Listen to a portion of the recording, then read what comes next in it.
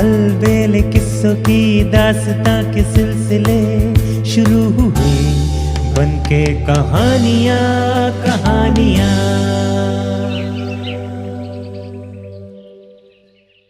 एक कहानी ऐसी भी। आज की कहानी है सच्चा हितैषी कौन। शाम हो जाने पर जब वे विश्राम के लिए एक नगर में रुके तो वहां भी बुलाकी राम नाई ने एक अनोखा दृश्य देखा, जिसका रहस्य जानने के लिए वो बेचैन हो उठा। सोने से पूर्व उसने गंगाराम पटेल को उस दृश्य के विषय में बताया। उसने गंगाराम पटेल से कहा, पटेल जी, आज मैंने बाजार से गुजरते हुए जो अनोखा दृश्य देखा, मैं उसका रहस्य जानने के लिए बेचैन हो रहा हूं। मुझे उस रहस्य के विषय में बताइए। हां भाई हां, बोले पटेल, पर पहले ये तो बताओ कि तुमने देखा क्या था। पटेल जी, मैंने रास्ते में देखा था कि जुलूस निकल रहा है। जुलूस के बीच सोने से बनी एक गाड़ी पर एक कुत्ता बैठा हुआ था, जिसने सोने के वस्त्र आभूषण पहने हुए थे। उस गाड़ी को घोड़ों के स्थान पर राजसी वस्त्रभूषण पहने एक व्यक्ति खींच रहा था, बुलाकी ने बताया। बुलाकी की बात सुनकर गंगाराम पटेल ने कहा, बुलाकी, अब तू इस रहस्य के विषय में सुन।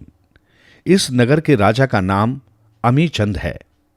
ये राजा बहुत नेक इंसान है और जिस व्यक्ति को तू उस गाड़ी में जुता हुआ देखकर आया है, वो इस राज्य का दीवान है। उसका नाम जीवन सिंह है। उसकी यह हालत कैसे हुई, ये भी सुन। अब से कुछ दिन पूर्व यहां का राजा अमीचंद आखेट करने के लिए वन में गया था। वहां उसने एक काले हिरण को देखा, जो अपने दल से बिछुड़कर अकेला ही घास चर रहा था। राजा को वो शिकार उपयुक्त लगा। उसने घोड़ा उसी की दिशा में दौड़ा दिया। हिरण ने उसे अपनी ओर आते देखा तो जान बचाने के लिए वो घने जंगल की ओर दौड़ लिया। राजा ने भी अपना घोड़ा उसके पीछे लगा दिया। अब आगे आगे शिकार और पीछे पीछे शिकारी। लुका छिपी का खेल आरंभ हो गया। इस बीच कुछ झाड़ियों के बीच हिरण ऐसा गायब हुआ कि फिर ढूंढे न मिला। राजा ने घोड़े की रास खींचकर उसे रोका और अपने सैनिकों की तलाश में पीछे की ओर निगाह दौड़ाई, लेकिन उसे अपने साथ आए सैनिक भी दिखाई नहीं दिए। उस हिरण ने राजा को बहुत छकाया था। उसे उसका पीछा करने में परिश्रम भी बहुत करना पड़ा था। अतः राजा को बहुत जोर की प्यास लगी हुई थी। उसका घोड़ा भी बहुत थका हुआ था और अपनी जुबान बाहर निकालकर जोर जोर से अपनी टापे जमीन पर पटक रहा था। राजा ने पानी की तलाश में इधर उधर नजरें दौड़ाई, किंतु जब किसी भी दिशा में दूर दूर तक उसे कोई सरोवर या नदी नहीं दिखाई दी तो वो एक पेड़ के नीचे बैठकर विश्राम करने लगा। बुलाकी राम, जिस समय प्यास से व्याकुल होकर राजा उस वृक्ष के नीचे बैठा विश्राम कर रहा था, उसी समय देवयोग से एक कुत्ता न जाने कहां से उसके पास आ पहुंचा और राजा की ओर याचना भरी निगाहों से देखने लगा। कुत्ता शायद भूखा था।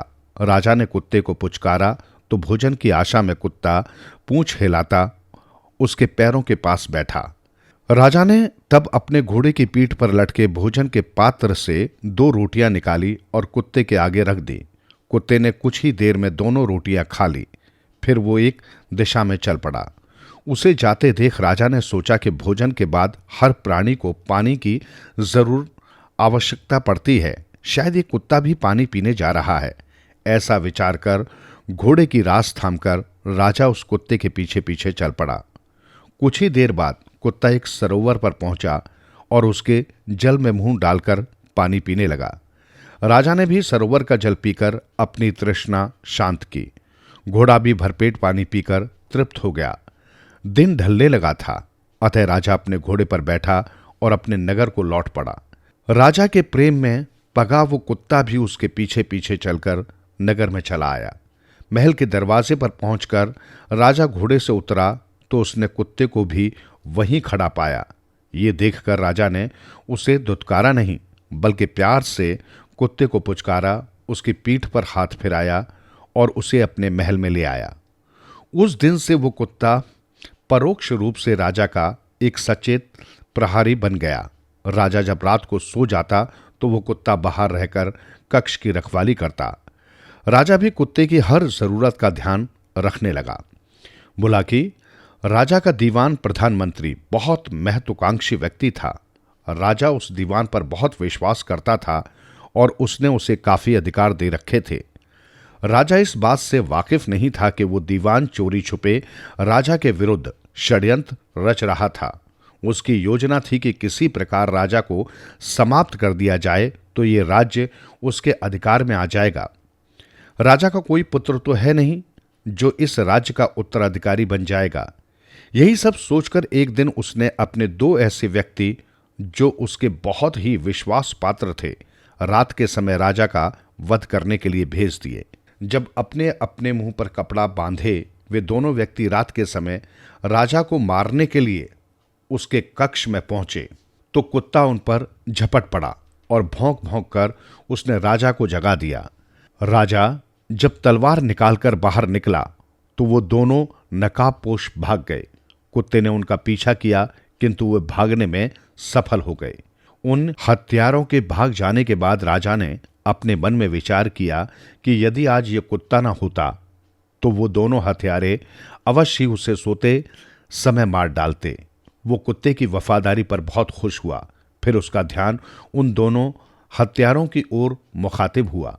वो सोचने लगा कि वे दोनों हत्यारे कौन थे और किसने उन्हें मेरी हत्या के लिए नियुक्त किया था। उसने इस विषय में बहुत सिर खपाया किंतु कोई निर्णय नहीं कर सका। अगले दिन प्रातः जब राजा अपने दरबार में गया तो वो कुत्ता भी उसके साथ ही हो लिया। जब दरबार लगा और राजा के सभी दरबारी अपने अपने स्थानों पर आकर बैठ गए तो कुत्ता एकाएक 2 आदमियों की ओर देखकर गुर्राने लगा। दरअसल कुत्ते ने वहां मौजूद उन दोनों व्यक्तियों की गंध सूंघ ली थी जो गत रात चेहरों पर नकाब डालकर उसे मारने आए थे। राजा ने पुचकार कर कुत्ते को शांत किया। उसने सोचा कि कुत्ता आखिर है तो जानवर ही, अपने स्वभाववश वो वैसे ही भौंकने लगा है। वो तो इस बात को सपने में भी नहीं सोच सकता था कि गत रात उसको मारने के लिए आए वो दोनों हत्यारे यहीं मौजूद हैं। बात आई गई हो गई। लेकिन 2 दिन बाद महल में रात के समय कुत्ते ने फिर भौंकना शुरू कर दिया। उस समय राजा गहरी नींद में सोया हुआ था। कुत्ते का भौंकना सुनकर उसकी नींद टूट गई और वो दीवार पर टंगी अपनी तलवार लेकर फुर्ती से बाहर निकल आया। जैसे ही वो बाहर निकला 2 नकाबपोश तलवार लेकर उस पर टूट पड़े। लेकिन जब राजा ने बड़ी बहादुरी से उनका सामना किया तो वे भाग निकले। राजा को मारने की दीवान की योजना उस दिन भी कुत्ते की सतर्कता के कारण धराशायी हो गई। उस दिन के बाद राजा ने अपने महल की सुरक्षा और चौकस कर दी। वो स्वयं भी रात को एक दूसरे कक्ष में सोने लगा और पहले कक्ष में अपने पलंग पर तकिया लगाकर और उन तकियों पर चादर ओढ़ाकर ऐसा बना देता कि देखने वालों को ऐसा लगे कि कोई आदमी उस पलंग पर सो रहा है। 5 दिन तक कोई घटना न घटी, लेकिन 6ठे दिन ही वे दोनों मृत्युदूत न जाने कैसे राजा की सुरक्षा व्यवस्था भेद कर उसके महल में दाखिल हो गए। उन नकाबपोशों को आते देख कुत्ता सतर्क हो गया। उसने जोर जोर से भौंकना शुरू कर दिया और उछल उछल कर उन नकाबपोशों को काटने का प्रयास करने लगा। कुत्ते का भौंकना सुनकर राजा एकदम सतर्क हो गया। वो समझ गया कि फिर कोई आक्रमणकारी महल में घुसा है। वो तलवार लेकर बाहर आया और दोनों आक्रमणकारियों पर टूट पड़ा। दोनों नकाबपोश भी भिड़ गए। नकाबपोश इस बार बहुत आश्वस्त थे कि वे 2 हैं और राजा 1, इसलिए कुछ ही देर में वे राजा पर काबू पा लेंगे। लेकिन उनका ये सोचना बेकार साबित हुआ। राजा के हाथ से एक नकाबपोश तो उसी समय मारा गया। दूसरा जब भागने लगा तो राजा ने उसके नकाब पर तलवार का प्रहार कर दिया। नकाबपोश चीखता हुआ नीचे गिरा तो राजा ने फुर्ती से आगे बढ़कर उसकी नकाब खींच ली। नकाब उतारने के बाद जो चेहरा नमूदार हुआ उसे देखकर राजा आश्चर्यचकित हो गया। वो व्यक्ति स्वयं राजा का दीवान था। पलक झपकते ही सारा षड्यंत्र राजा की आंखों के सामने उजागर हो उठा। उसने ये भी जान लिया कि महल की सुरक्षा के लिए तैनात प्रहरियों को चकमा देकर दीवान यहां तक अपने साथी सहित आने में कैसे कामयाब हो गया था। दरअसल दीवान ने अपने पद का लाभ उठाते हुए पहरे पर नियुक्त प्रहरियों से ये कहा था कि उसे इसी समय राजा से किसी गहन समस्या पर विचार विमर्श करना है। राजकीय कार्य था, अतः प्रहरियों ने उसे रोका नहीं और वो राजा के कक्ष तक पहुंचने में सफल हो गया था। बहरहाल राजा ने दीवान को प्रहरियों के हवाले किया और अपने कक्ष में जाकर सो गया। कुत्ते की वफादारी पर उसे गर्व हो गया। सुबह जब दरबार में गया तो उसने कैदी को दरबार में लाने का हुक्म दिया। दीवान को जंजीरों में बंधे देख दरबारी भी आश्चर्य करने लगे, किंतु जब राजा ने उसका अपराध सुनाया तो वे दीवान के ऊपर थू थू करने लगे। बुलाखी, जैसा कि मैंने पहले बताया, यहाँ का राजा बहुत ही नेक, धर्मपरायण और रहमदिल है। उसने दीवान को मृत्युदंड तो नहीं दिया, किंतु उसके लिए ये सजा अवश्य नियत कर दी कि वो एक कुत्ते से भी गया बीता है।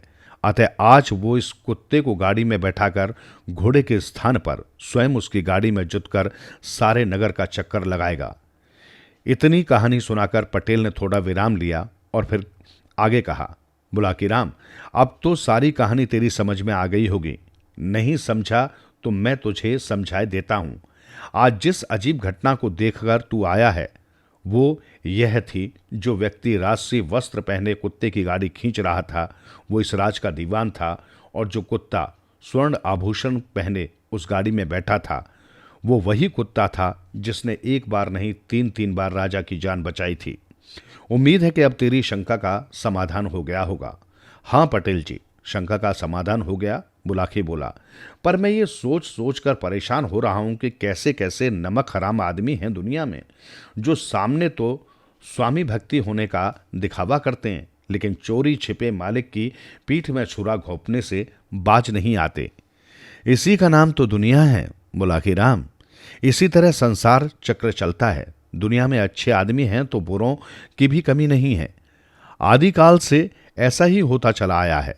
पहले भी बुरे आदमी हुए हैं और अच्छे भी, किंतु जीत हमेशा सच्चाई की ही होती है। बुराई हमेशा हारती है। जीतता वही है जिसका आचरण अच्छा होता है।